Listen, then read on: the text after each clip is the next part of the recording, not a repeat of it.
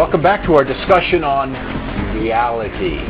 I think humans get destroyed, and there are survivors, much like cockroaches, and then we just come out of the cracks again. Because what happens? Our bodies may disappear, but we as humans don't get destroyed. Yeah, we're never destroyed. We're never infinite. destroyed. We're infinite. We're energy. If we're energy and light. Okay, we're going to take up on that. That's physics. I still want to know what's going on with the multiverse. Okay, a multiverse. What do you want? Like a description, like a multiverse. Do you want us go to back make to one the for you? bathtub. Bathtub full of bubbles. Each one of those bubbles is a separate, self-contained, unique universe. Okay. Then how would you prove created that? with different physical concepts. How would you prove that if man got in a spaceship, went out to the edge, if there is an edge, how do you prove that there's an ending on one end and somewhere else? Well, people say it's infinite. Right now, you can't. I mean, from an astrophysicist's point of view, and I mean, you would be reaching what they call the cosmic microwave background. That noise, that static, that bubble where it all still is expanding from. And again, if the tree fell and you've got waves that propagate out, it's the same thing that's happened. Some point popped, and it's still radiating out. And that heat, that incredible infinite heat from that beginning, poured in, and it's just coming out. The heat and the light. Don't forget the light. I mean, as we measure our universe, which is still expanding, and actually they're finding out it's expanding even quicker than we believe. And it's an inflation theory, which is they're kind of freaked out about because they're not certain that there's enough mass to continue out. You know, are we? But ultimately, my belief is it will be perfectly balanced. It will be balanced. Come out, and with the when the experience is done, we'll come back. Exactly. Inflationary theory holds to the idea of multiverse. So you're saying that in a multiverse, our universe is one bubble within a whole bathtub of bubbles. A whole bathtub of bubbles. And yet, we're sitting here trying to deal with human reality. That's the test. You know, how do I make my next car payment? You know, really, that's one man's reality. It comes down to that little low. And then you're talking about something so far out there. You know what I mean? But it's still something that all of us can experience if we choose to bring our attention to those issues and not be.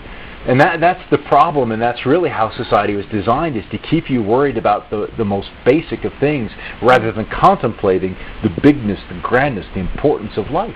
And that's where life here, and especially in the Western world, is just messed up beyond belief, is we're not afforded the time and the energy to become human beings. To be authentic self. Yeah. We're slaves to the system, and that's the bloody problem. Well, that I can identify with, because I have nothing but a huge desire to know about the outside of the universe. I want to know about the multiverse. It's work being down here. It's work trying to meet the everyday needs of the kids' mouths, of them wanting a new PlayStation game. We have advanced as humans so fast. Okay, technologically. I don't know that we have in here. We've gone backwards. No.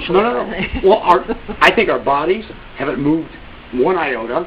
That could be incorrect, but I think we've got genetics playing. I think our brains have far more capacity than they used to. So we are growing. We're growing technologically. The potential's there. I think this. I think that the lost city of Atlantis, it can't be found, or maybe they have found it, and of course the Earth does its movement. I think we're in for another big movement. I think we're in for a cleansing. The shift you're talking about. There are too many damn people on the Hallelujah. planet. I think that if I didn't have to work 40 hours a week and I could focus on expanding what I know in my brain as well as my human consciousness, and do some research. And I think that if you and I sat in a room and we just focused on each other, I think that we could open up another avenue in the brain of the sixth sense to where we could possibly maybe communicate, at least get each other's feelings. If we have that opportunity, but we don't. We're so drowned. I'm going to say something here. It's not so much even thinking and communicating at this level, at the physical level. It's if we went into that room and sat quietly with one another, we'd have a much better chance of understanding one another, because then we're working at the true energy level, Richard. And I think that's what we need to be doing. We need to be quieting down. Rather than making a lot of noise and distracting each other. Exactly. Exactly. Turn off the bloody TV. Yeah, turn off all the extraneous. And now, because ultimately, we're not going to find anything that is really enlightening out there. No, it's not out there. It's not out there. It's all in here. Everything you ever need is in here and always has been in here, and that's always been the gift of being human. Okay. The problem is religion and philosophy always teach an external something to satisfy you, to make you whole. You've always got to be outside looking, and it's never there.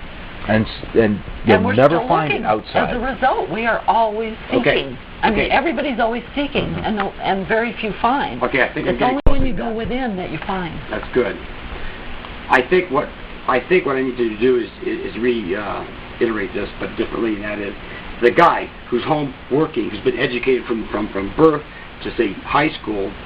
Maybe now I'll say a plumber. It could be a computer guy. Whatever. They are so locked into that way of thinking, okay, that if they hear Scott or Barb say, quiet down and we could better communicate, they can't even relate to that. They can't even come close to it. Because what I'm saying to you guys out there is it took me a long time to understand what you guys are saying. A long time. Well, and it took me a long, and hell, we thought about it. Yeah, you never understand it until you just do it. Then you're like, do it. But how do you talk to somebody, a regular guy, and just say do it? You don't. You can't. You can't do it for them. They have to ask. They've got to be curious. They've got to be to a point to where they're sick of what they're doing before they are even open to receptive to what you have to say. I had a series of things happen in my life, and Barb would try and explain it as something. Scott would try and explain it, and the old me would fight it. That's the But mind. then, when I got by myself in my vehicle, I could think about what they were talking about, and then I started connecting to it. Then, as I opened up, I experienced more of what you're talking about. What they're talking about is this human conscious level that if you took, say, a moment in the morning, an hour, we'll call it even meditation, and sat there and just thought. 20 minutes. 20 minutes. 20 minutes. You could afford 20 minutes. An 20 hour minutes. is a lot in the morning. Take Silence. 20 minutes. Start small. Yeah. Even a couple minutes. But give that an opening, and it's got to be in the morning. It's got to be in the morning. I agree. Yeah. I agree. Yep. What I learned from Barb and Scott, and also I checked it out on the internet just to make sure the internet. That's God. That's the truth. Must be right. I was hearing this kind of a ring, not a real ring, but kind of a noise, and it would go like that. A couple hours of that yesterday. That is the frequency they're talking about, and it's really hard to hear it. But once you notice it, you'll always be able to go back and find that. Then there are other levels that All you kinds hear. of sounds Well, in it's there. like when people go into meditation and actually try to learn how to do meditation properly. They're told to find that sound, which is a certain frequency. Generally, it's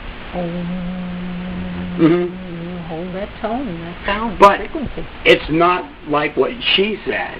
It's similar because I was listening for a voice. I was listening. You don't want to hear voices. No, you you don't want to hear voices. You're in the schizophrenia. I'm thinking, okay, if it was half as loud as the telephone rang, no, it's not even that. No, it's soft. It's it's hardly even there. And even I've had discussions of hearing just kind of some noises in the ear, and because we are immersed in an energetic world, and because we have a soul body and a mental body, those bodies can be creating energies which we then hear, or are receptive to energies which we hear.